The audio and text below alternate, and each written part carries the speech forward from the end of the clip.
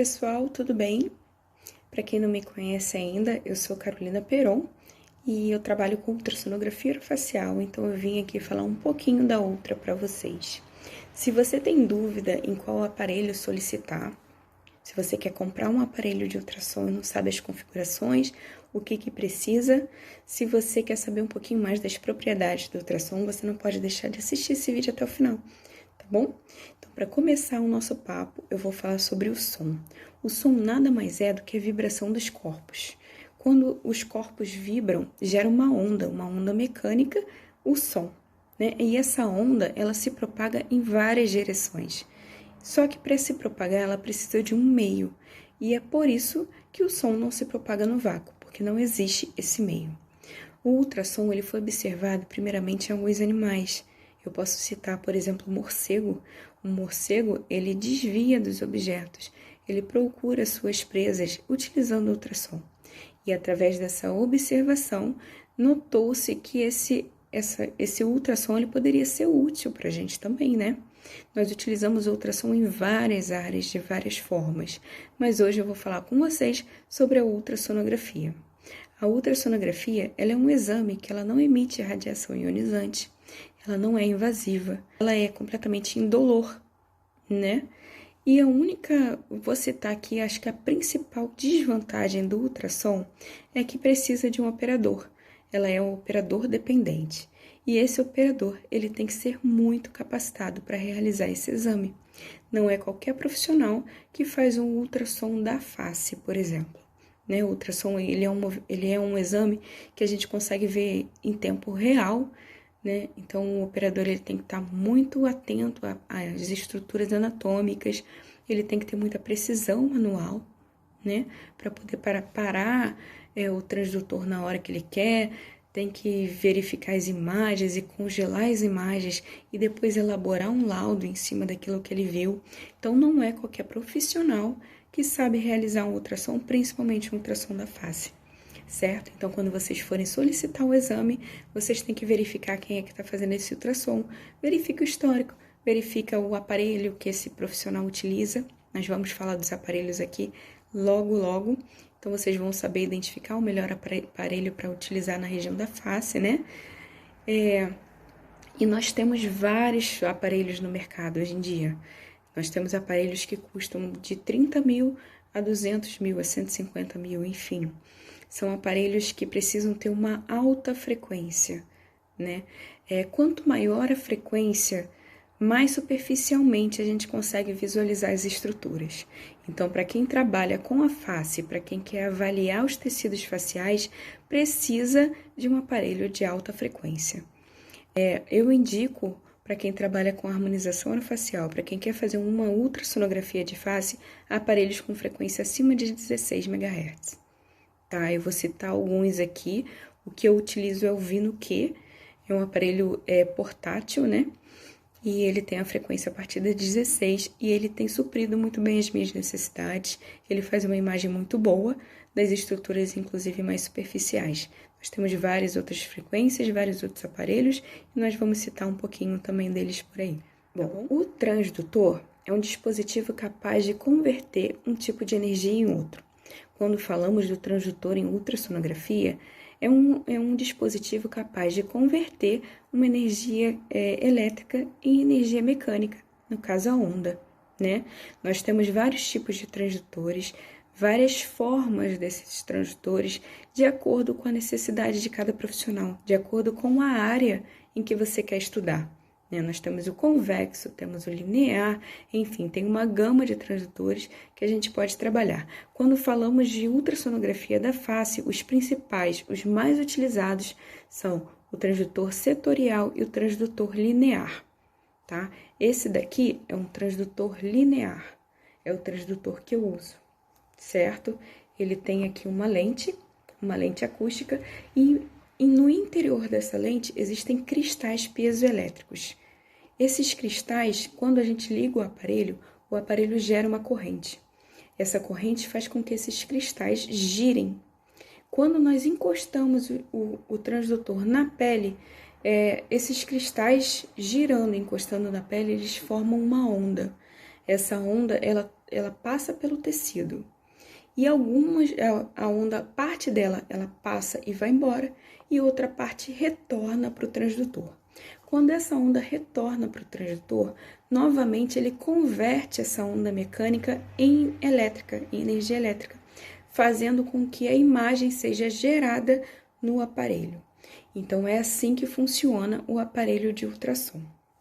Atualmente, com o aumento do número de procedimentos estéticos, o ultrassom ele se tornou um destaque como exame de escolha, né? É um exame que nós conseguimos visualizar as estruturas superficiais, nós conseguimos visualizar isso inclusive em tempo real, né? Como foi dito, fazer o mapeamento da face através da ferramenta Doppler. Inclusive, o Doppler é essencial para quem vai trabalhar com ultrassom da face. Então, você que quer comprar um aparelho de ultrassonografia, além da frequência alta, acima de 16, que eu recomendo, também precisa ter a ferramenta de Doppler, tá? Para que a gente possa avaliar a vascularização, inclusive em casos de lesões, a gente consegue ver se há alguma obstrução, né? Do fluxo vascular pós-preenchimento. Se tiver que fazer um procedimento guiado, nós conseguimos fazer também. Então, o Doppler é essencial, anota aí. Tá bom? Bom, pessoal, já que nós tocamos nesse assunto do Doppler, quero aproveitar para ressaltar ainda mais a importância dessa ferramenta que é tão útil para quem faz harmonização orofacial e quem atua na ultrassonografia orofacial também. O Doppler, ele é um fenômeno ondulatório caracterizado pela alteração da frequência de uma estrutura em movimento. Então, nós conseguimos ver através da alteração de cor. Geralmente, a gente consegue ver um tom vermelho ou azul, né? Vou falar um pouquinho sobre isso também. Nós conseguimos ver através dessas cores a movimentação do fluxo sanguíneo, né? A gente consegue ver uma movimentação na região e a gente sabe que é do fluxo sanguíneo. Essas cores eu gostaria muito de ressaltar. Nós temos uma impressão de que o azul representa a veia sempre e o vermelho representa o sangue arterial sempre. Não, isso não acontece dessa forma. O Doppler, as cores do Doppler, ela vem geralmente padronizada, né? Nós podemos alterar, tá? Não é uma coisa fixa, vai do gosto de cada um, de acordo com o aparelho. Mas nós devemos ressaltar que essa cor, ela indica o posicionamento do fluxo em relação ao transdutor. Então, por exemplo, se o fluxo sanguíneo está vindo em direção ao transdutor, ele vai ficar vermelho ou azul, de acordo com a cor que eu escolhi. Se ele está se afastando do transdutor, ele vai ficar vermelho ou azul, de acordo com a cor que eu escolhi. Geralmente, ele vem programado, pré-programado, o azul para o fluxo que está se afastando e o vermelho para o fluxo que está vindo em direção ao transdutor. Através do Doppler, nós podemos também verificar processos patológicos, né? Nós sabemos que quando temos uma lesão, uma injúria no nosso tecido, o fluxo naquela região aumenta. É uma questão de sistema de defesa, né? Nosso organismo, ele leva mais sangue para aquela região, para que possa combater a injúria que está acontecendo. Então, quando nós temos um processo inflamatório, um processo infeccioso, ou uma lesão benigna ou maligna, enfim, a gente vai conseguir diferenciar através do Doppler também. Essa ferramenta é indispensável para quem quer fazer um bom trabalho na harmonização orofacial, no antes, durante e depois. No antes, a gente consegue evitar preencher em locais onde estão passando artéria ou veias importantes que possam prejudicar e causar algum dano tecidual.